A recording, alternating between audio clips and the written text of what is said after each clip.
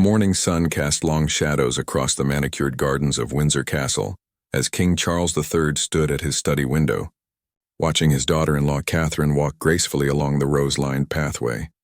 Her auburn hair caught the golden light, and even from this distance he could see the quiet strength in her posture that had always impressed him. At 75, Charles had witnessed many changes in his life, but lately, something profound was shifting within the walls of the monarchy. Catherine had just returned from a successful charity visit to a children's hospital in London. The newspapers were full of praise for her natural way with the young patients, her genuine warmth that seemed to light up every room she entered. Charles remembered how Diana had possessed that same quality, that magical ability to connect with people from all walks of life. But Catherine brought something different to the role, a steady reliability that the crown desperately needed. Behind him, the sound of heels clicking on marble announced Camilla's arrival. His wife of nearly 2 decades entered the study with her usual composed demeanor, but Charles noticed the slight tension around her eyes. The queen consort had been struggling with the changing dynamics within the family, particularly as public opinion continued to shift in Catherine's favor. "The morning papers are quite favorable today," Camilla said, placing several newspapers on Charles's mahogany desk. Her voice carried its usual measured tone, but there was an underlying current of something else, perhaps resignation, perhaps acceptance of an inevitable change. Charles turned from the window, his weathered hands clasped behind his back. "Catherine has a remarkable gift," he said simply. "The people see in her what they've been longing for: authenticity, grace, and a connection to the future of this institution." Camilla nodded, though her smile didn't quite reach her eyes. She had always known this day would come, when the spotlight would gradually shift away from her and toward the next generation. It wasn't personal, she told herself.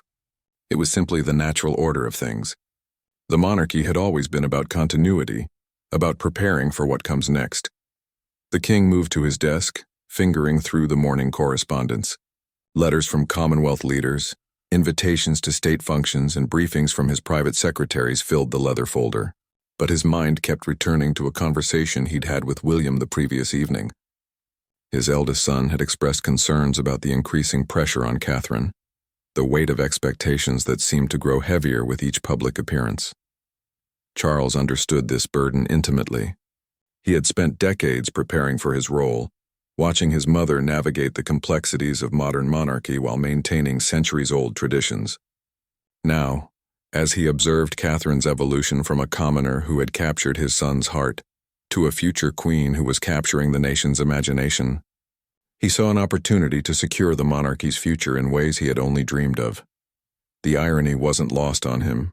For years, Camilla had worked tirelessly to reshape her public image, from the woman who had complicated his first marriage to a respected queen consort who championed literacy and domestic violence awareness. She had earned her place through dedication and service, enduring decades of public scrutiny and criticism with remarkable grace. But Catherine represented something different entirely. She embodied hope, youth, and a bridge between the ancient institution and modern Britain. Her background as a commoner resonated with people who felt disconnected from the aristocratic traditions of the past. Her children, George, Charlotte, and Louis, represented the future of the crown in the most literal sense. As Charles sorted through his correspondence, he found himself making mental notes about upcoming events and opportunities. The summer would bring several high-profile engagements, including visits from foreign dignitaries and the annual garden parties that served as crucial relationship building exercises with the public and diplomatic community. He envisioned Catherine taking a more prominent role in these events, her natural charm and intelligence serving as powerful diplomatic tools. William, too, would benefit from increased visibility, but it was Catherine who seemed to possess that indefinable quality that great queens throughout history had shared, the ability to inspire loyalty and admiration simply by being herself. Camilla excused herself to prepare for her own engagements, leaving Charles alone with his thoughts. He walked to another window that offered a view of the courtyard, where staff members were going about their daily routines. Palace life continued with its usual precision and formality, but beneath the surface, everyone could sense the subtle shifts occurring within the family dynamics. The king's thoughts drifted to his grandchildren, particularly young Prince George, who would someday inherit the throne. Charles wanted to ensure that when that distant day arrived, the monarchy would be stronger, more relevant, and more beloved than ever before. Catherine would play a crucial role in that legacy, and Charles was beginning to understand that supporting her rise might be the most important decision of his reign. As the morning progressed, Charles found himself reviewing his calendar with fresh eyes, considering how various royal duties might be redistributed to better showcase Catherine's strengths. The Commonwealth tour scheduled for the following year could provide the perfect platform for her to demonstrate her diplomatic skills on a global stage. The more he considered these possibilities, the more convinced Charles became that the monarchy's future lay not just in maintaining traditions, but in embracing the authentic connections that Catherine seemed to forge wherever she went. The public's response to her wasn't manufactured or orchestrated. It was genuine, and that kind of authentic popularity was exactly what the crown needed to remain relevant in an increasingly complex world. Standing in his study surrounded by centuries of royal history, King Charles III began to formulate a vision that would guide the monarchy through its next chapter. Catherine would be at the center of this vision, not as a supporting player, but as a leading figure whose influence would shape the institution for generations to come. The transformation had already begun, quietly but unmistakably, and there would be no turning back. 3 weeks had passed since Charles's moment of clarity in his study, and the subtle changes within the royal household were becoming more apparent to those who knew where to look. The king had begun requesting Catherine's presence at meetings that traditionally involved only senior royals, and her input on various charitable initiatives was being sought with increasing frequency. Catherine herself seemed unaware of the broader implications of these invitations. She approached each new responsibility with the same thoughtful preparation and genuine enthusiasm that had characterized her royal duties from the beginning.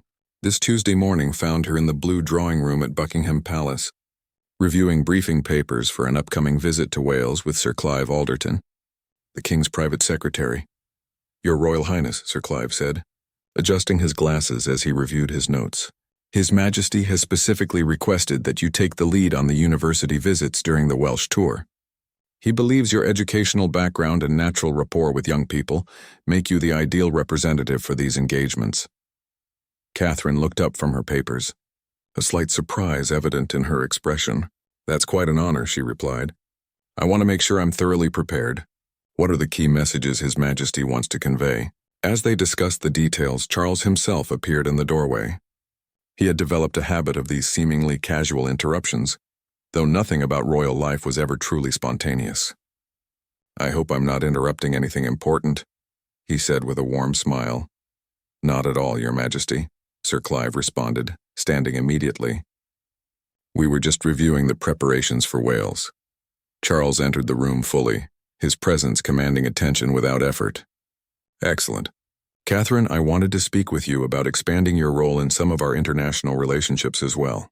The Canadian High Commissioner has specifically requested a meeting with you during his next visit. It seems your work with early childhood development has caught their attention." Catherine felt a flutter of excitement mixed with the familiar weight of responsibility. Each new opportunity was both thrilling and daunting. "I'd be honored to meet with him. Should I coordinate with the Foreign Office on the key discussion points?" "Already arranged," Charles replied.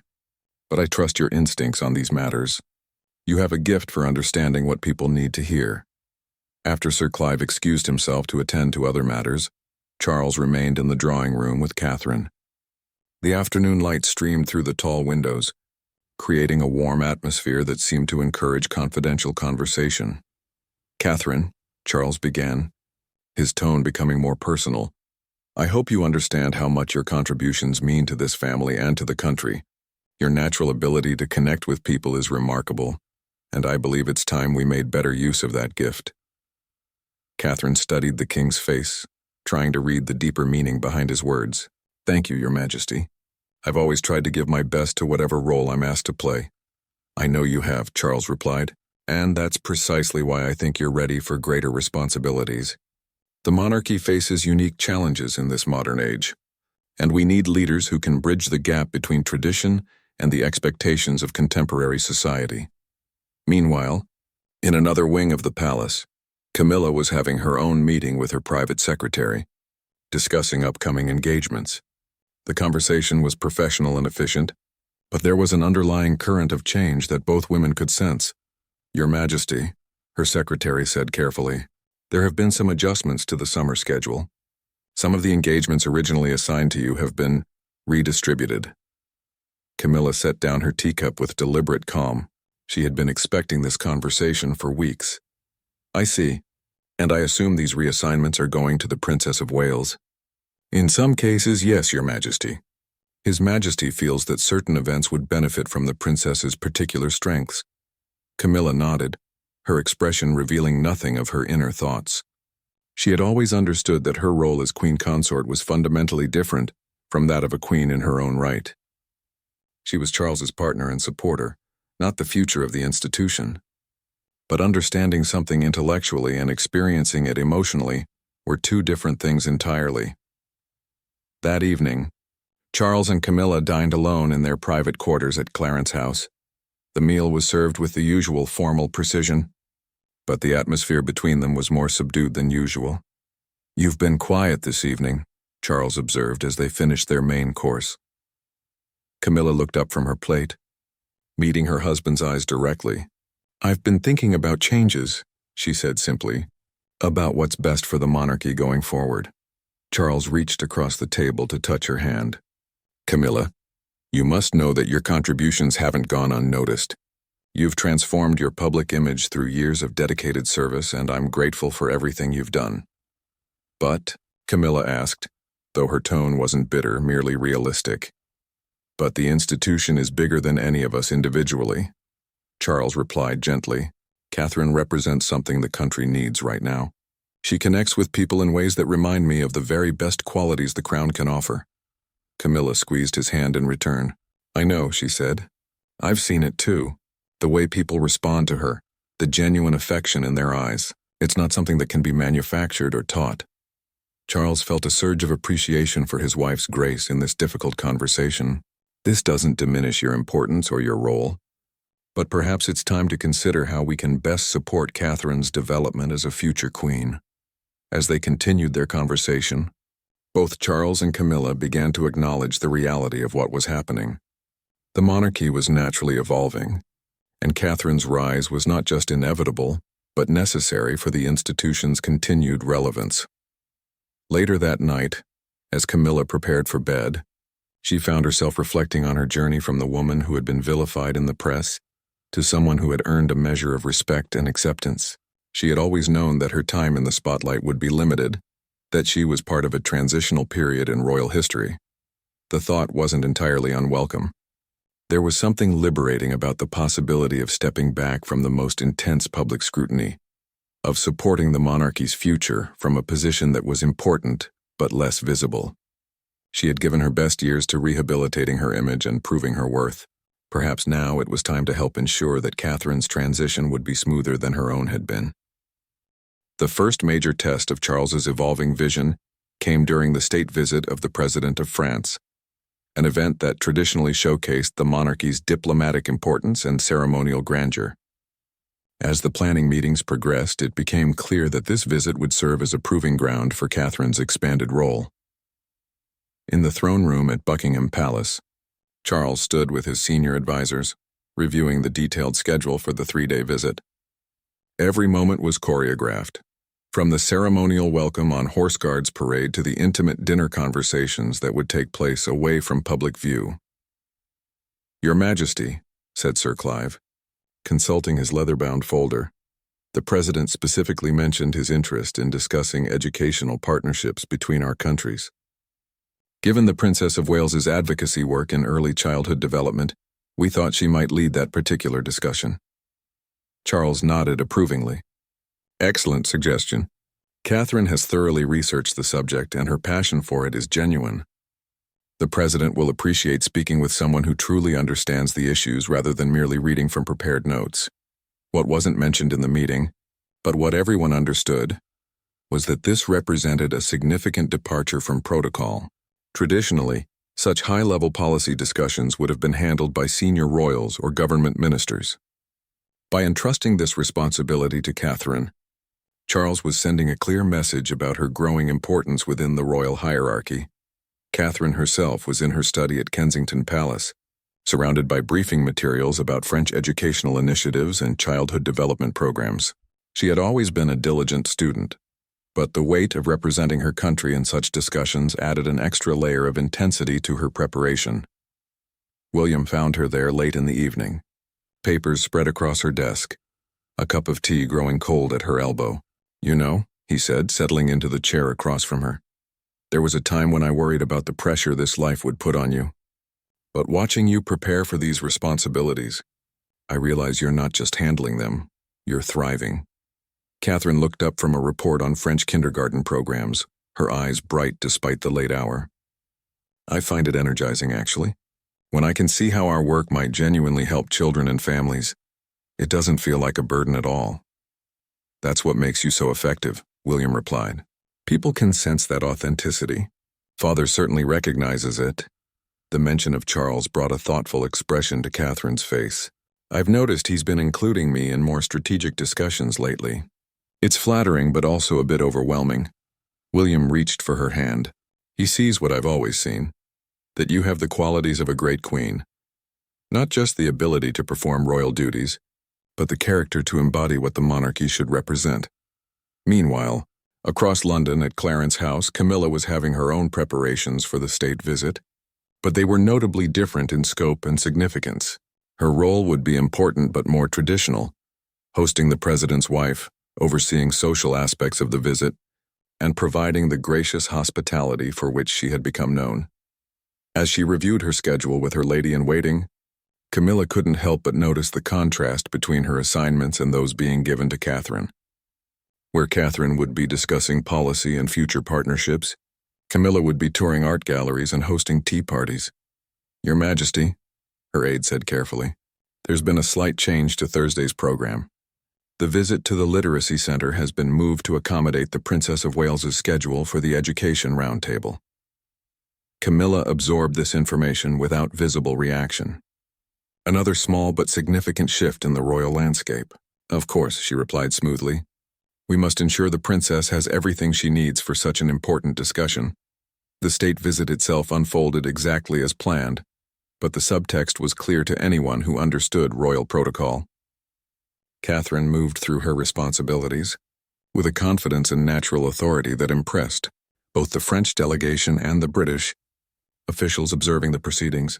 During the Education Roundtable, Catherine spoke passionately about early intervention programs and the long-term societal benefits of investing in children's development. The French president, who had come to the discussion expecting polite pleasantries, found himself engaged in a substantive conversation about policy implementation and international cooperation. "Your Royal Highness," he said during a brief break in the proceedings, "your knowledge of these issues is impressive. In France, we have been struggling with similar challenges in our suburban schools. Perhaps our education ministers should explore some joint initiatives." Charles, who had been observing from the sidelines, felt a surge of pride and vindication. This was exactly the kind of meaningful diplomacy he had envisioned when he began expanding Catherine's role. She wasn't merely performing ceremonial functions, she was building genuine relationships that could benefit both countries. The formal state banquet that evening provided another opportunity for Catherine to shine. Seated strategically near key French officials, she navigated conversations in French, English, and the universal language of shared interests and mutual respect.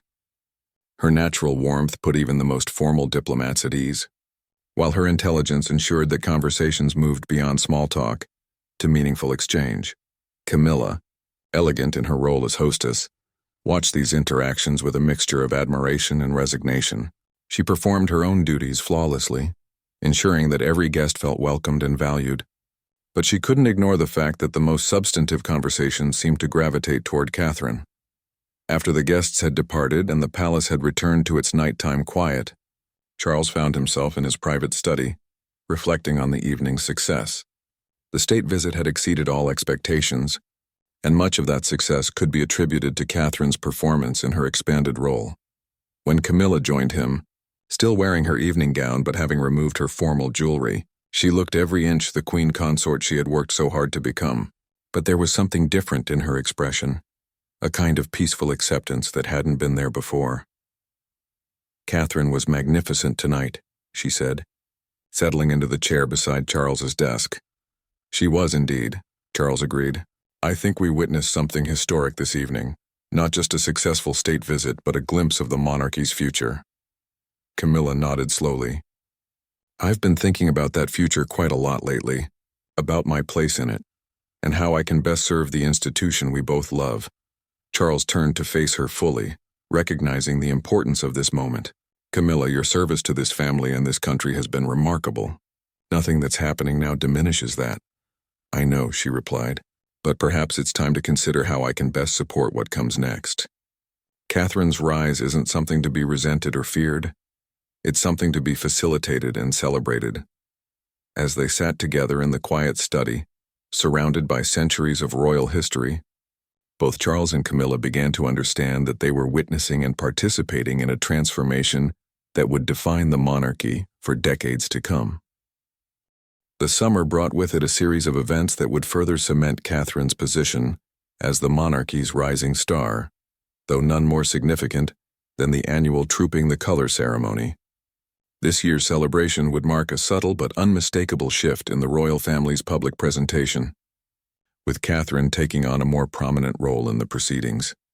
As the family prepared for the ceremony, the logistics alone told the story of changing priorities. Catherine's carriage position had been adjusted to provide better visibility for the crowds and cameras, while her children's participation had been carefully choreographed to maximize their charm and appeal to the public. In her dressing room at Buckingham Palace, Catherine stood before a full-length mirror while her dresser made final adjustments to her elegant blue ensemble. The color had been chosen deliberately. It photographed beautifully and conveyed both tradition and modernity, much like Catherine herself. "Your Royal Highness," her private secretary said, appearing in the doorway with the final schedule, "there's been one small change. His Majesty would like you to join him on the balcony for the flypast in the position traditionally reserved for—" She paused, the significance of the moment hanging in the air. "The position traditionally reserved for the Queen Consort." Catherine absorbed this information with her characteristic composure, though she couldn't hide a flicker of surprise. "I see. Has this been discussed with Her Majesty the Queen Consort?" "His Majesty has handled all the arrangements personally," came the diplomatic reply. Meanwhile, in her own preparation room, Camilla was receiving similar news from her staff, though delivered with the careful sensitivity that such situations demanded. She listened to the explanation of the altered arrangements with the grace she had cultivated over years of navigating complex royal protocol. "I understand," she said simply, allowing her dresser to continue with the finishing touches on her own outfit. His Majesty's judgment in these matters is always sound, but alone with her thoughts, Camilla felt the full weight of what was happening. The balcony at Buckingham Palace during Trooping the Color was one of the monarchy's most symbolic spaces, where the line of succession and family hierarchy was displayed for the world to see. Her displacement from that traditional position spoke louder than any official announcement could. The ceremony itself unfolded with its usual precision and pageantry.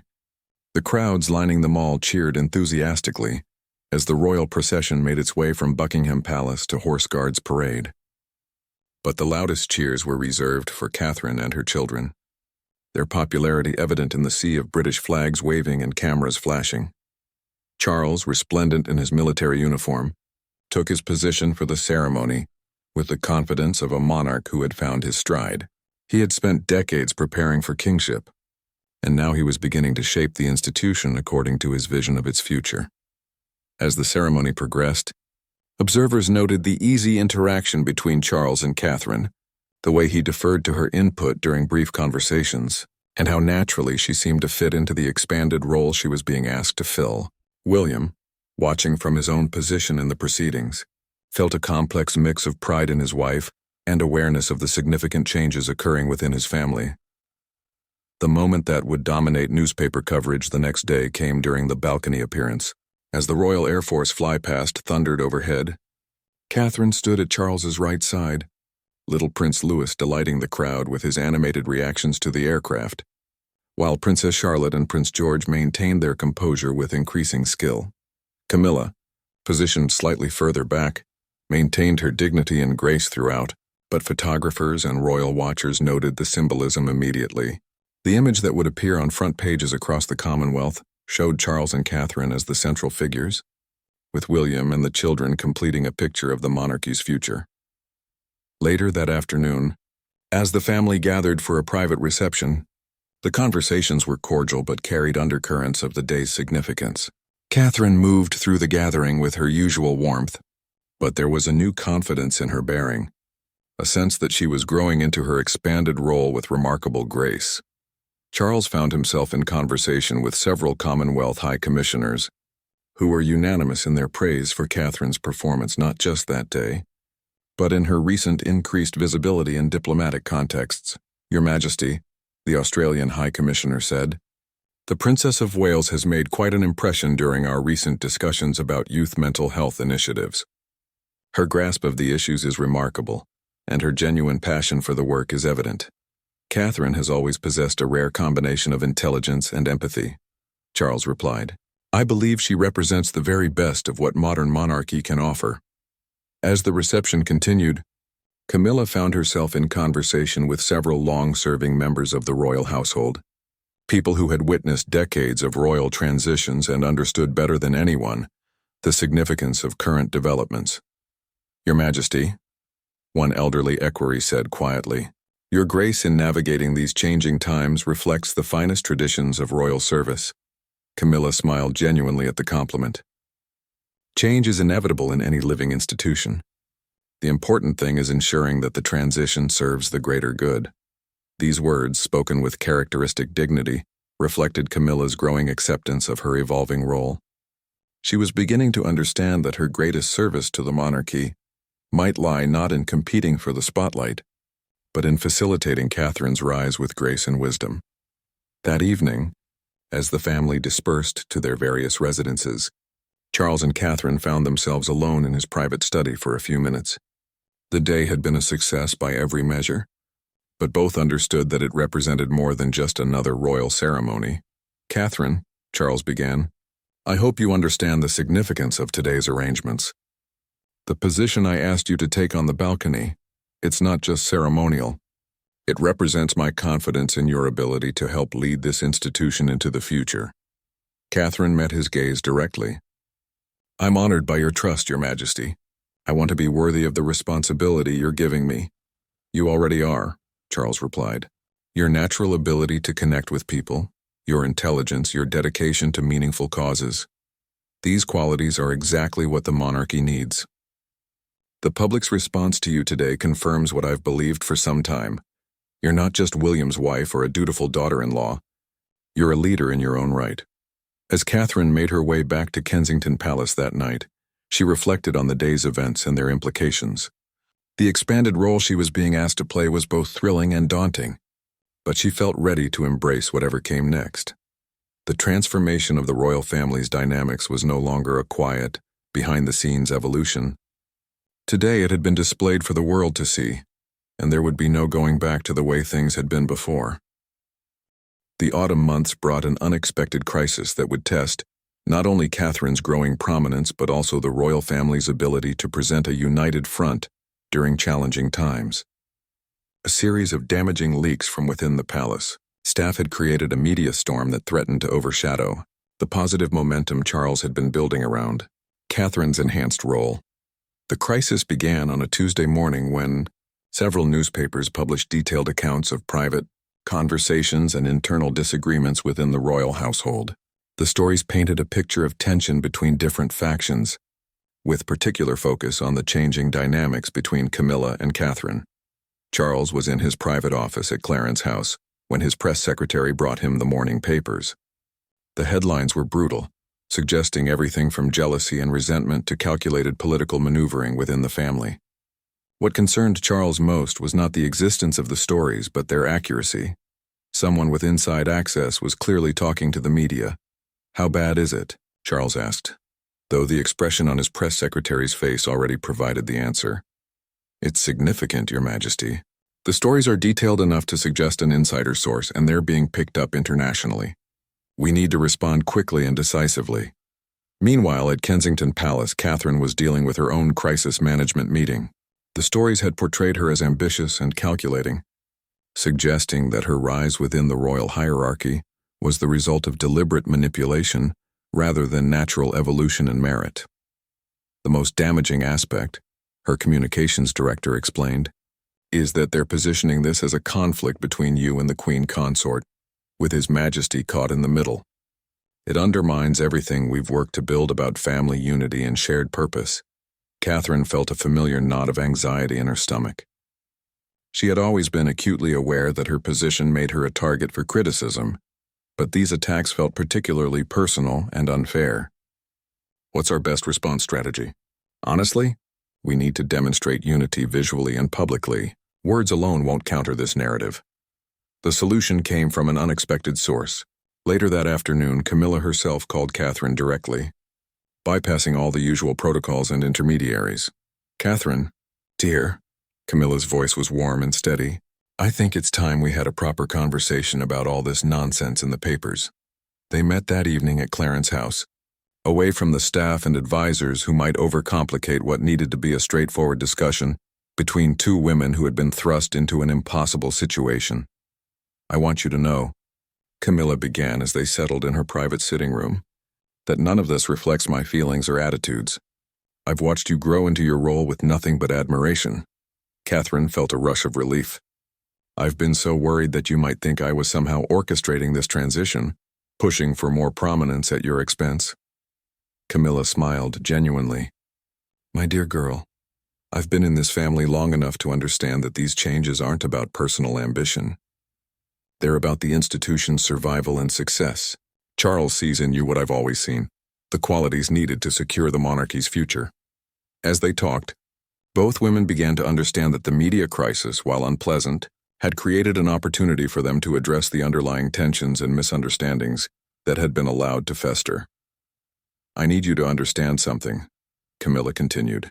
"When I married Charles, I knew that my role would always be transitional. I was never meant to be the long-term face of the modern monarchy. That was always going to be you and William." Catherine reached for Camilla's hand. "But that doesn't diminish your importance or your contributions. You've transformed how people see this family. And now it's your turn to take that transformation further," Camilla replied. "The question is, how do we present this to the world in a way that strengthens rather than divides us?" The answer came in the form of a joint engagement that would demonstrate their partnership rather than competition.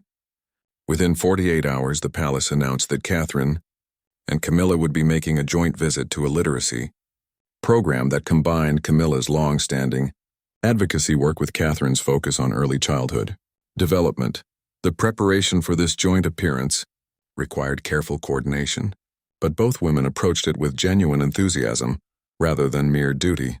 They spent time together reviewing the program details, discussing their shared interests, and finding natural ways to complement each other's strengths. On the day of the visit, their chemistry was evident from the moment they arrived.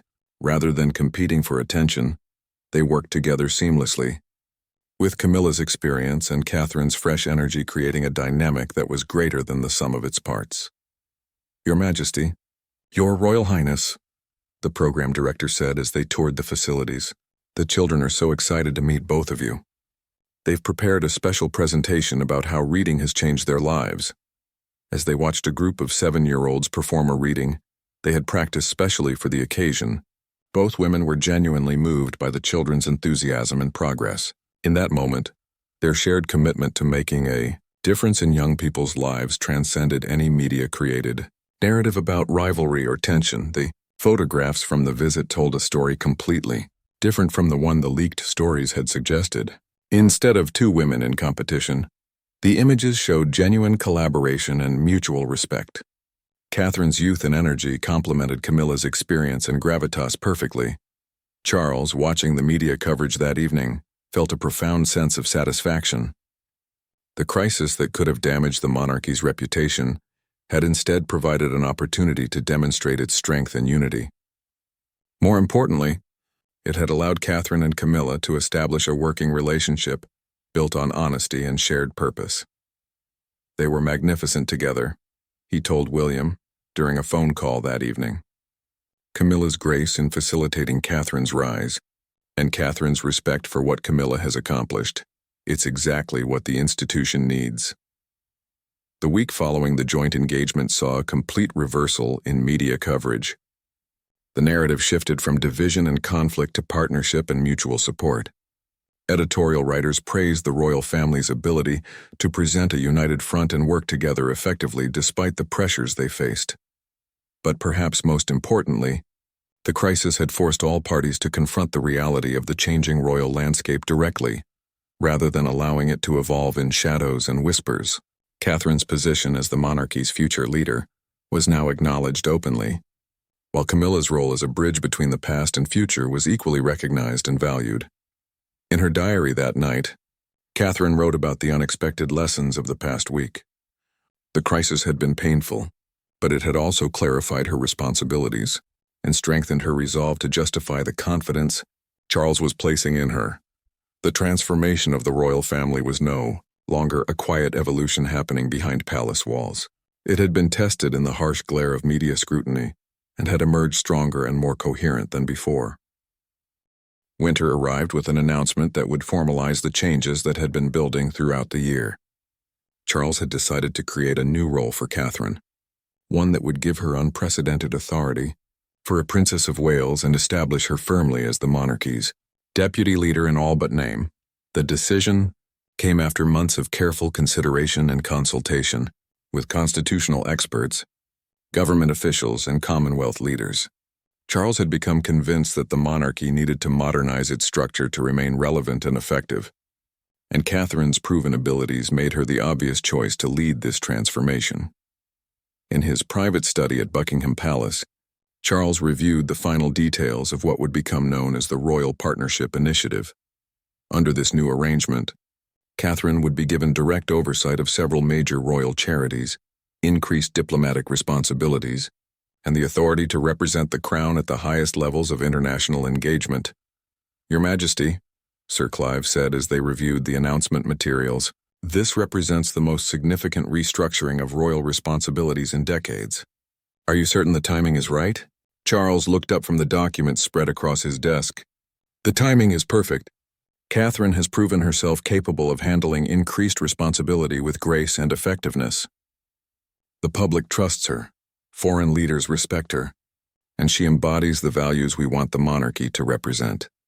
The announcement was scheduled for a Thursday, but news of the impending changes had begun to leak throughout the royal household. Staff members who had worked in the palace for decades recognized that they were witnessing a historic shift in how the monarchy operated.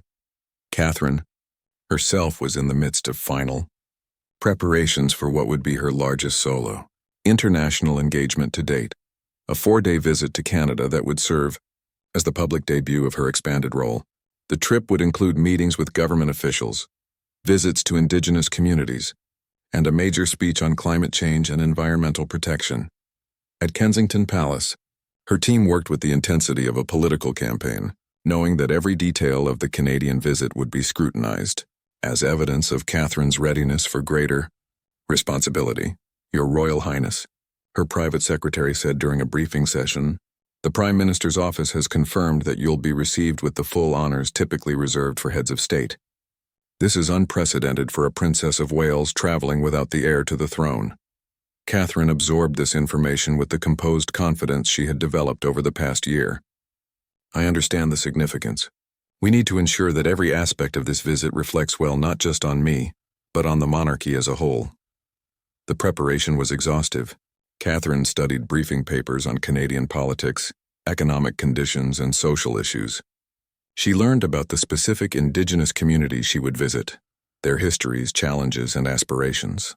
Most importantly, she worked with climate experts to develop a substantive speech that would position the British monarchy as a serious voice in global environmental discussions.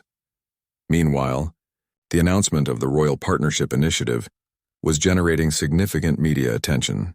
Constitutional experts debated the precedents and implications, while opinion polls showed overwhelming public support for Catherine's expanded role. The most telling response came from international quarters. Commonwealth leaders publicly welcomed the news, with several specifically praising Catherine's diplomatic skills and authentic engagement with global issues. Foreign governments began requesting meetings and visits, recognizing that Catherine now represented a new avenue for building relationships with Britain. Camilla watched these developments with a mixture of pride and melancholy. The woman who had once been vilified as the destroyer of royal marriages was now gracefully ceding center stage to the woman who represented the monarchy's future. But rather than bitterness, she felt a genuine satisfaction in having played her part in this transition. At a small dinner party at Clarence's house, Camilla found herself in conversation with several longtime friends who had supported her through the difficult early years of her royal life. "You've handled this transition with remarkable grace," one friend observed. "It can't be easy to step back from the spotlight after working so hard to earn your place in it." Camilla smiled, her expression serene. "There's something liberating about it, actually. I've spent years proving myself worthy of respect and acceptance. Now I can focus on supporting the institution without worrying about my own image and position."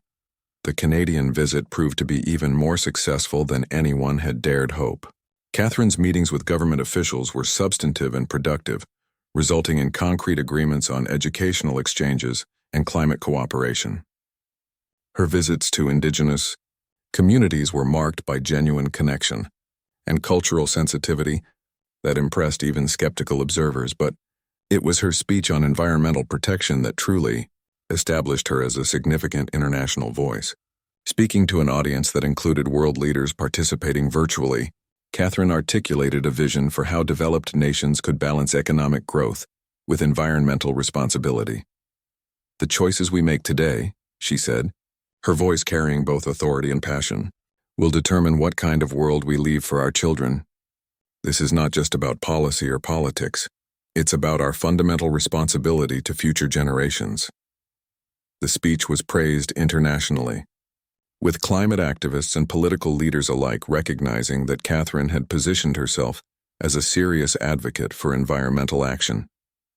More importantly for the monarchy, it demonstrated that she could use her platform to address substantive global issues rather than merely fulfilling ceremonial functions. Charles watched the Canadian visit unfold from London with deep satisfaction. Every appearance, every meeting, every speech confirmed his belief that Catherine was ready for the role he was asking her to play. The public response was overwhelmingly positive, and the international attention generated by the visit exceeded all expectations. On Catherine's final day in Canada, she participated in a roundtable discussion with young environmental activists from across the country. The conversation was informal and energetic, allowing Catherine to demonstrate her ability to connect with people across generational and cultural lines. "Your Royal Highness," one young activist said during the discussion, "what gives you hope that we can actually solve the climate crisis?" Catherine's response was both personal and inspiring. "What gives me hope is sitting in this room with all of you. You represent a generation that refuses to accept that things can't change. When I see the passion and intelligence you bring to these challenges, I'm convinced that we can build a better future." The moment was captured by cameras and shared globally, becoming one of the most viewed royal social media posts in history. It perfectly encapsulated what Charles had seen in Catherine from the beginning, the ability to inspire hope and confidence while addressing serious issues with intelligence and authenticity. As Catherine's plane departed Canada for London, she reflected on the significance of the past week. The Canadian visit had been more than just a successful international engagement. It had been a declaration that the monarchy was evolving and that she was ready to help lead that evolution. The transformation that had begun quietly in Charles's study nearly a year earlier was now complete in public. Catherine had proven herself capable of representing the crown at the highest levels, and the world had taken notice. Spring arrived with a new sense of normalcy within the royal household, though it was a normalcy that would have been unrecognizable just 1 year earlier. Catherine's expanded role had been fully integrated into the monarchy's operations, and the public had embraced the changes with enthusiasm that surprised even the most optimistic palace insiders. The most visible sign of this transformation came in the form of a special ceremony at Windsor Castle, where Charles would formally recognize Catherine's new position within the royal hierarchy. The event, carefully crafted to honor tradition while acknowledging innovation, would serve as a public celebration of the monarchy's successful evolution. In her private apartments at Windsor, Catherine prepared for what many observers would later describe as a turning point in modern royal history. The pale green dress she had chosen was elegant and understated, but the symbolism of the day required no dramatic gestures. The substance of the ceremony would speak for itself. "Your Royal Highness," her dresser said as she made final adjustments. "His Majesty has asked that you wear the Cambridge sapphires today. He said they represent the continuity between past and future." The jewelry selection was significant. The Cambridge sapphires had been worn by generations of royal women, including Queen Elizabeth II and Princess Diana. By choosing them for this ceremony, Charles was explicitly connecting Catherine to the monarchy's greatest female leaders. As Catherine made her way to St. George's Chapel, she passed through corridors lined with portraits of queens and princesses who had served the crown throughout centuries of British history. She felt the weight of their legacy, but also a confidence that she was ready to add her own chapter to that remarkable story. Charles was waiting in the chapel, surrounded by family members, government officials, and Commonwealth representatives who had gathered to witness this historic moment. William stood beside his father, pride evident in his expression as he watched his wife enter the chapel with the bearing of someone born to lead. Camilla occupied her own place of honor in the ceremony, her presence serving as a bridge between the monarchy's recent past and its emerging future. She had insisted on participating in the planning of the event, viewing it as an opportunity to demonstrate the unity and continuity that had always been the crown's greatest strengths. The ceremony itself was relatively brief, but profoundly meaningful. Charles spoke about the monarchy's responsibility to evolve with the times while maintaining its essential character, and about Catherine's unique qualities that made her ideally suited to help lead that evolution. "Today," Charles said, his voice carrying throughout the ancient chapel, "we acknowledge what the people of our realms have already recognized, that the Princess of Wales embodies the values and vision that will guide our monarchy into the future. Her dedication to service, her intelligence in addressing complex challenges, and her authentic connection with people from all walks of life make her an invaluable partner in our constitutional mission." When Catherine stepped forward to receive the formal recognition of her expanded responsibilities, the moment was captured by photographers whose images would appear in history books for generations to come. But more importantly, the ceremony was witnessed by millions of people around the world who saw in Catherine's rise a reflection of their own hopes for positive change and effective leadership. In her response, Catherine spoke with a confidence and authority that would have been difficult to imagine just a year earlier. "I am deeply honored by His Majesty's confidence and by the opportunity to serve our country and Commonwealth in this expanded capacity. The challenges facing our world require leadership that is both rooted in tradition and responsive to contemporary needs. I pledge to bring energy, dedication, and authenticity to these responsibilities." The words were carefully chosen, but their delivery was entirely natural. Catherine had found her voice as a leader, and it resonated with authenticity and strength. Following the ceremony, the family gathered for a private celebration that was notably relaxed and joyful.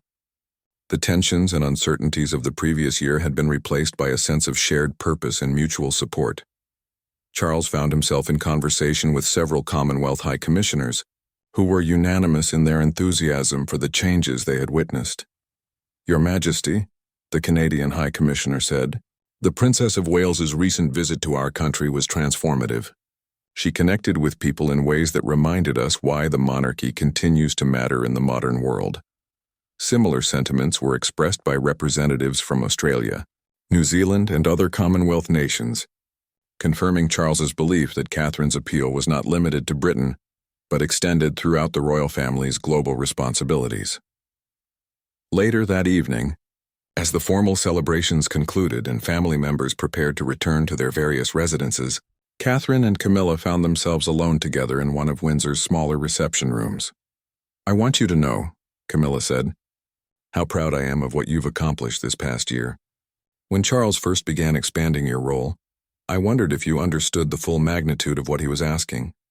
Now I can see that you not only understood it, you were ready for it." Catherine felt a wave of gratitude toward the woman who could have made this transition difficult, but had instead chosen to support and facilitate it. I couldn't have done any of this without your grace and guidance. You've shown me what it means to put the institution ahead of personal considerations." As they talked, both women reflected on the remarkable journey of the past year. What had begun as a quiet evolution had become a public transformation that had strengthened, rather than disrupted, the monarchy's essential functions. The evening concluded with a private family dinner that included Charles, Camilla, William, Catherine, and the children. The atmosphere was warm and relaxed, with conversation ranging from the day's ceremony to plans for upcoming engagements and family holidays. Prince George, now old enough to understand something of the significance of the day's events, asked his grandfather why there had been so many cameras and important people at the ceremony. Charles smiled at his grandson's question. "Today was about recognizing that your mother has become one of the most important people in our family's work. She's going to help us serve our country and all the countries in our Commonwealth family."